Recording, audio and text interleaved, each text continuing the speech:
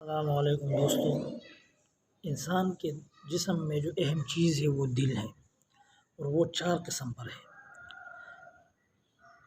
یہ حضرت حذیفہ رضی اللہ تعالیٰ عنہ فرماتے ہیں کہ دل جو ہے یہ 4 اقسام پر ہے، 4 قسموں پر مشتمل ہے۔ ایک وہ دل جس پر پردہ پڑا ہوا ہے، وہ کس کا دل ہے؟ وہ کافر کا دل ہے۔ دوسرا دو منہ والا دل، یہ منافق کا دل ہے۔ یہ 2 بات ان کے دل میں آ رہی ہے، منہ پہ کچھ کہہ رہے ہے، دل میں کچھ اور ہے۔ یہ 2 منہ والے دل ہو گئے، اس کو کیا کہتے ہیں؟ یہ منافق کا دل ہے۔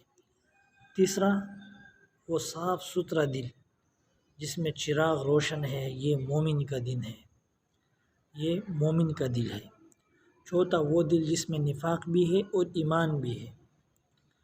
ایمان کی مثال درخت جیسی ہے جو صاف پانی سے بڑھتا ہے، اور نفاق کی نشانی پوڑی جیسی ہے جو پیپ اور خون سے بڑھتا ہے۔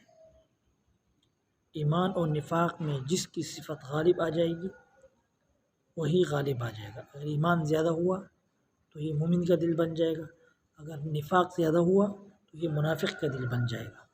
تو یہ 4 دل ہے۔ اب اللہ سے دعا کرنی چاہیے کہ اللہ ہمارے دلوں سے نفاق کو نکال دے، ہمیں پکا مومن بنائے، ہمارے دلوں میں ایمان کی نور بھر دے۔